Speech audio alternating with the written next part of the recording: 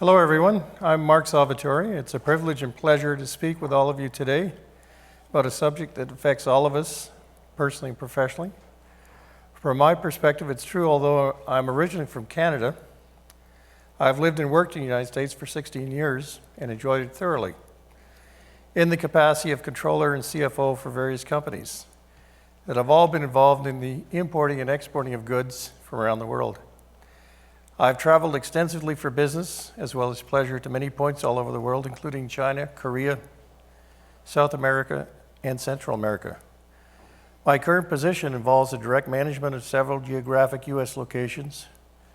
For the importation sale of our products, we have recently expanded our distribution network to include Central and South America as well as the United Kingdom. I hope to shed light on the topic, its intended pros and cons, and opportunities and issues that face each one of us every day. If we take a look way back, I think it's safe to say the globalization debate entered into the conversation around the time Christopher Columbus began his own version of crowdsourcing to fund his travels. While there were those that held strongly the belief the world was flat, why bother checking? Curiosity prevailed.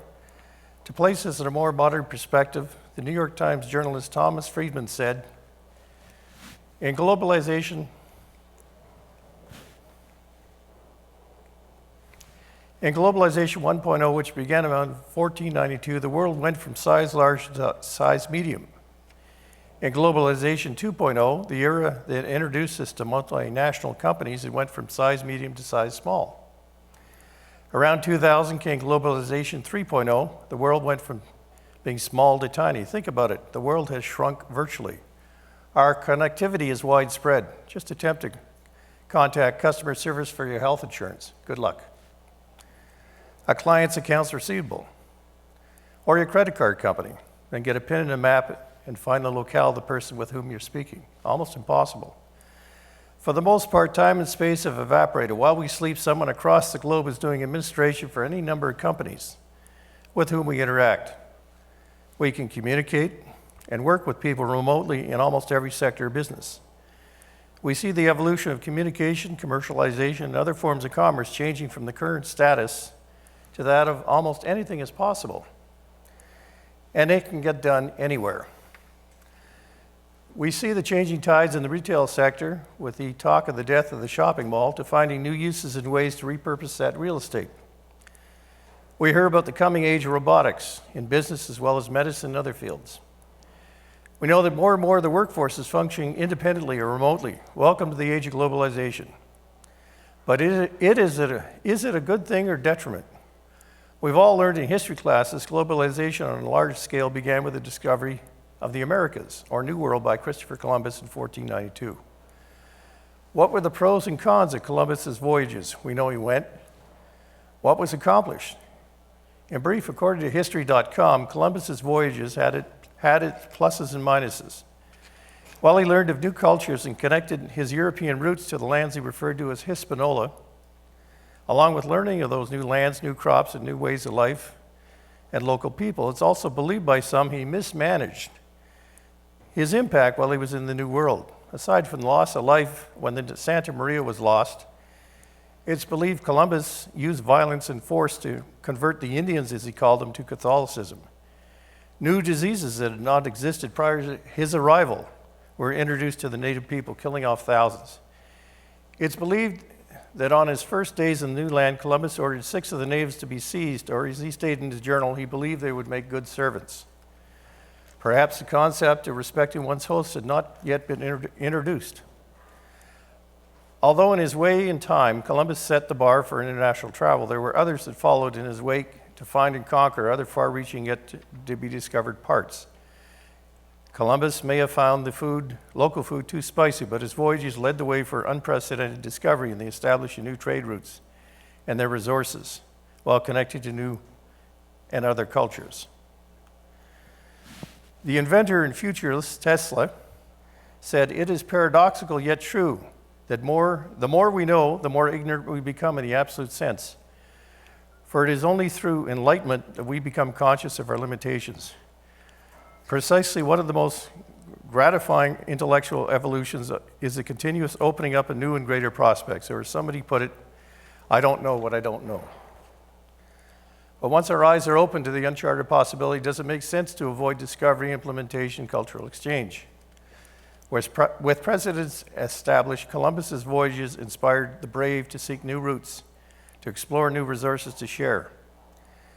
During this phase, the world's evolution as a multinational culture, countries competed with each other in an effort to expand their influence in many parts of what they found to be that of the New World. England, Spain, and France were into empire building and accession. A nation's wealth was determined not by cash, but what they owned in colonies. This established global trade as the true new frontier. Markets for raw materials opened up and finished products were consumed by exploring nations. New discoveries and innovations were prized for their potential. As Friedman said, the world went from size large to size medium, as knowledge and communication narrowed the gap in distance, commerce, and culture. While on the road to globalization, the late 18th and mid-19th century heralded the beginning of the new phase of growth, the Industrial Revolution. We have to acknowledge that globalization played a part in this as well. As discoveries were taking place in both Europe and the United States, the culture shifted from agrarian-based economy, one that was centered around farms and its products. Thanks to innovations of this era, economies shifted to manufactured products. And in turn, did that make life easier, less arduous, more productive, differently productive? Whatever the impact, society, trade, and life were evolving, and there's no going back. Because of the discovery of the assembly line and the benefits of having the ability to manufacture more efficiently, the next phase of globalization came into being with new technologies explored by emerging companies. Some of those new innovations include the invention of the steam engine, which revolutionized travel and trade via ships as opposed to boats. This also gave way to air travel and freight transport. The airplane brought the world together faster. Continued evolution and discovery have made the way for other necessities to bring the world closer than ever before. We all know that our smartphones that everybody has in front of them right now have far more computing power than computers used to fly man to the moon, and all for just $29.95 a month or $100 a month at our company. As a result of the evolution of business and trade, thanks to the Industrial Revolution and successive incarnations, companies found the impetus to explore markets worldwide. Volvo, Mercedes, Honda, and BMW are examples of auto companies that went global as they realized that building factories closer to consumer markets made a good deal of sense. Companies expanded to seek cheaper labor sources, more affordable raw materials, and most probably looser environmental standards and practices. This resulted in the long-term effect of producing less expensive products for an ever-increasing consumer base, as demonstrated by the extremely successful business giant that evolved, such as Walmart. An event that changed society forever and brought a disjointed world together was the fall of the Berlin Wall. This marked the end of the Cold War with Russia and the uniting of East and West Germany. No one will ever forget President Ronald Reagan's memorable words to the Russian president at the time, Mr. Gorbachev, tear down this wall. The wall came down and cultures communicated. The world got increasingly smaller.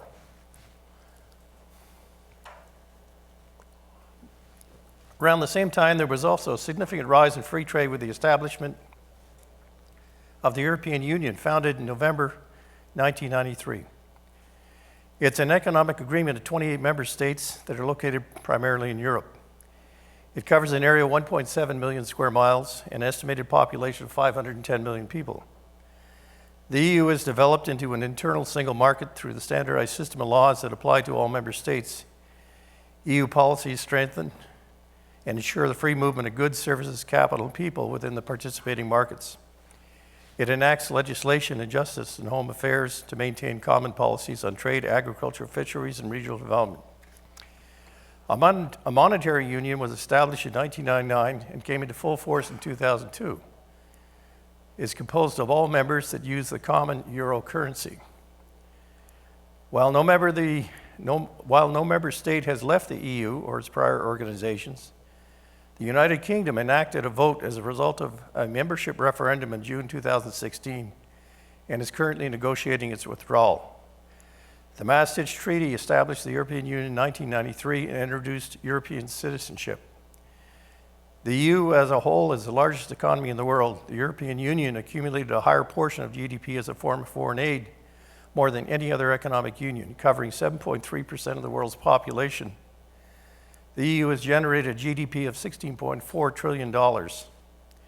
Because of its global influence, the European Union is described as an emerging superpower. What are the pros and cons of formation of and participation in the European Union? We can examine the reasoning that ultimately resulted in Brexit, Britain's vote to exit the Union. While the Union acts to unify all countries in the Pact, serving in a large way to increase participation while boosting uniformity and a sense of extended localization, some of the issues brought up during the vote at Brexit include the following. On the pro side, there's massive free trade for its members, and working as a unified force has made the EU a true economic powerhouse. There's a common currency. Prices for commodities are significantly lower for members.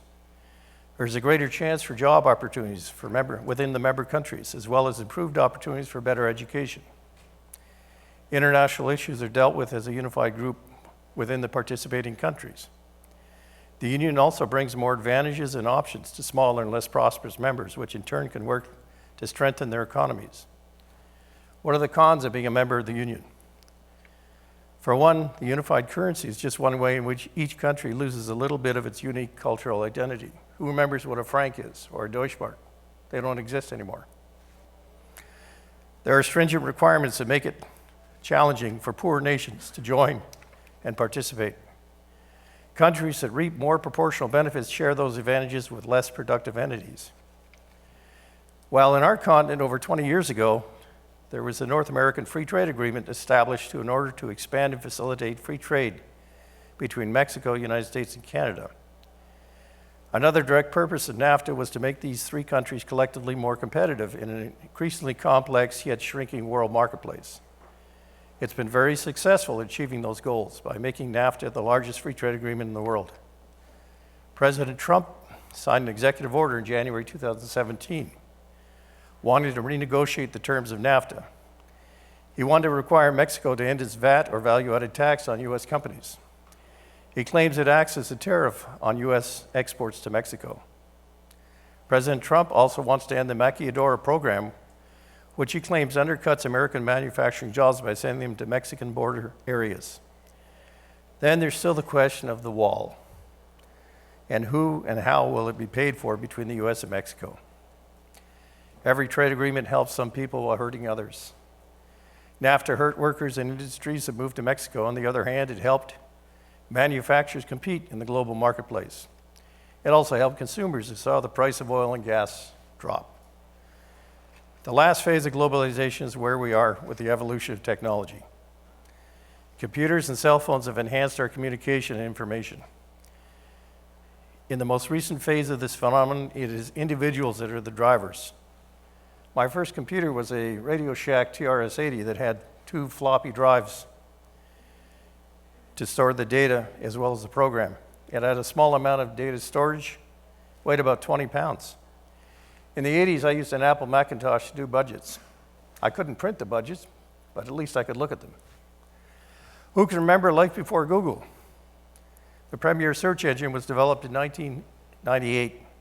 It revolutionized research and dispersal of all information. In today's age, social media now drives change as we learn about world events on computers. Revolutions are started with a tweet, and lost possessions, people, and pets are found thanks to a post on Facebook or Instagram. We could use WeChat, FaceTime, WhatsApp, or Skype to connect with people in the palm of our hand, even if they're halfway around the world. Who here is old enough to remember the marvels of a fax machine? We still have one at work. Doesn't get used much. We have to load the paper once every month. Now younger generations wonder what they could have been used for. Who remembers what a mimeograph machine is? I do. I guess I'm old. The point is that globalization is inevitable, is an inevitable cultural and social advancement. We can either embrace it or not to greater or lesser degrees. The concept of globalization and the potential benefits are not hard to comprehend. By eliminating trade barriers in an honest manner, everyone can theoretically win, and most importantly, we all have the opportunity to learn. Poorer countries would receive an influx of capital as international companies take advantage of lower wages over time. Those who live in richer countries can take advantage of a greater product variety as well as better prices thanks to imports.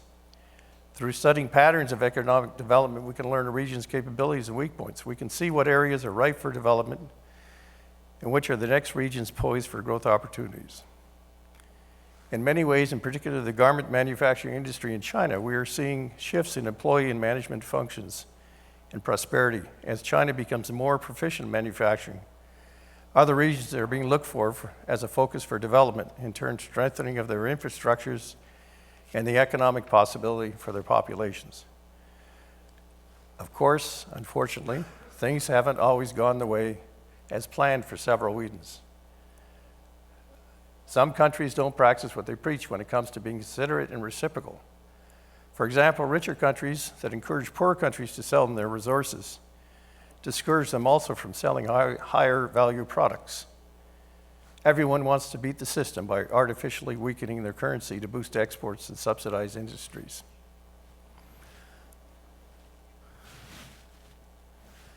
I've noticed whenever something is wrong with the economy, local politicians and citizens love to blame globalization.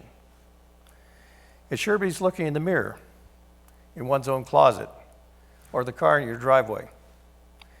The end result is that more and more people claim globalization doesn't work. But how involved, how informed, how committed are those people to constructive conversation to find solutions to very complicated issues?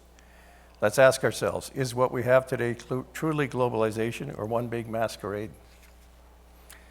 The anti-globalization movement is a disputed term referring to the international social movement network that gained widespread media attention after protests against the WTO, or World Trade Organization, in Seattle in late November and early December. There's a guy we all recognize. The media has also tended to inform and reinforce the concept of anti-globalization. At the center of the plot in the movie Gran Torino, there's one Walt Kowalski, who is a cantankerous retired Polish-American assembly line worker and Korean War veteran. He's recently been widowed after 50 years of marriage. His Detroit neighborhood, which was formerly populated by working-class families, is now dominated by poor Asian immigrants, and gang violence is commonplace. There's a Laotian family that resides next door to Walt. The symbolism present in this movie epitomizes the current state of confusion present in the world today, one in which a true American hero works at protecting his values and those of his honest neighbors in an increasingly unfamiliar and violent world. What we have to realize is that the world is in constant motion. Life is kinetic, nothing stays the same. One wise man said, "Adapt or die." I believe it serves each of us to adapt. Anti-globalization is not just a movie plot or subplot. I'd like to show you this chart. It represents a change in immigration in today's world that may have led to feelings of anti-immigration in many countries around the world. As you can see, there was a dramatic increase in the percentage of total foreign-born populace in Great Britain between the year 2000 and 2015. The percentage of foreign-born population went from 8% in 2000 to 13% in 2015. Where does globalization stand as a force within the world today? Here's another chart. As you can see, within developed countries, there's a definite trend towards anti-globalization evident in France, United Kingdom, as well as the United States. Where does the current US president stand as far as globalization is concerned? Before we get to that, I have a question for you. Where were you born? Where were your parents born? Your grandparents? How many of you are first-generation Canadians or Americans, or second generation? Who here can attest to a family tree that goes back for centuries? Who still lives in the town, city, province, or state in which you were born? In one way or another, aren't we all immigrants?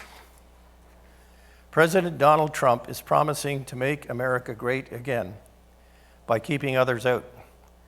That approach is already undermining a smidgen of goodwill that he had enjoyed from the tech industry. As it turns out, the world is connected by the internet. Isolationism is just a glitch in the network that the system, in this case the global economy, routes around.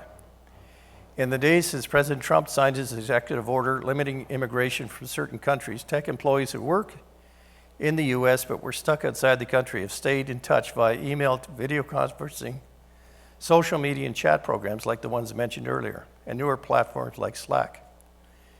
In 2017, most day-to-day work that high-tech employees do takes place entirely on computers. Whether that computer is in Google's campus in Mountain View or in an airport in Brussels is largely irrelevant. It will also undermine any effort to make employing highly skilled foreign workers harder for tech companies. Such restrictions will likely result in more employees working remotely. More high-paying software jobs are moving permanently offshore. Ultimately, entire companies may decide to relocate outside the U.S. to countries more committed to the kind of openness that is highly prized in the tech industry. In some cases, that's already happening, as Microsoft, Apple, Google, Facebook, and Cisco have already opened hubs in Canada to avoid the confusing and restrictive immigration process in the States, as the Wall Street Journal has reported.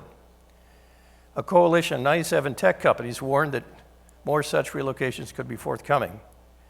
The Trump administration could fight back by imposing higher taxes on tech companies that outsource jobs and move tech hubs overseas. Clint Eastwood's character mourns a deterioration of his neighborhood in Detroit. Flint, Michigan was once a thriving urban center. What will be the impact on the center's tech-centric residents if anti-globalization threatens the balance? Will Silicon Valley become Silicon Wasteland? There are no easy answers, but there are many levels to consider and study when large societal shifts are at stake. Our reluctance to embrace remote work might catch some companies ill-prepared for possible new restrictions. Smaller firms and freelancers are able to be more nimble. How important is foreign trade to the U.S. economy? Take note that between Canada and Mexico, they share almost 35% of all exports out of the United States. Let's also consider the attached chart. How important is China to the United States? Almost 21% of all U.S. imports originate in China. But let's remember it's a reciprocal agreement. The U.S. exports to China as well. So if anyone's contemplating the plus side of isolationism in regards to globalization, think about this. Which 20% of your possessions are you willing to give up or do without? Trade in or resource? In the final analysis, it's important to acknowledge that we are truly citizens of the global village. And while national pride is essential for us to prevail now and in the future, we don't exist in a vacuum. While there are movements that promote and sustain locally sourced and manufactured products, it's vital to realize we're not here alone. While we can exhibit and endorse local pride, we learn more about life, ourselves, and communities by embracing diversity, cultural input from all over the world. Kofi Annan, the former Secretary General of the United Nations, had some enlightening points to share on the topic of globalization. He said, if globalization is to succeed, it must succeed for the poor and rich alike. It must deliver rights no less than riches. It must provide social justice and equity no less than economic prosperity and enhanced communication. As I said earlier, we have to remember that with increased awareness comes added responsibility to our global community, no matter what viewpoint you favor. We are all connected. Whatever side of the debate you find yourself, I invite you to maintain an open mind and expanded respect for the individual and collective impact we leave on the earth as a result of our actions and stance. Let us keep in mind another wise observation from Secretary Annan. It's been said that arguing against globalization is like arguing against the laws of gravity. We are all partners in the global village. Whether your position is pro or anti, your voice and actions make a difference. Thank you all. Merci beaucoup. Thank you.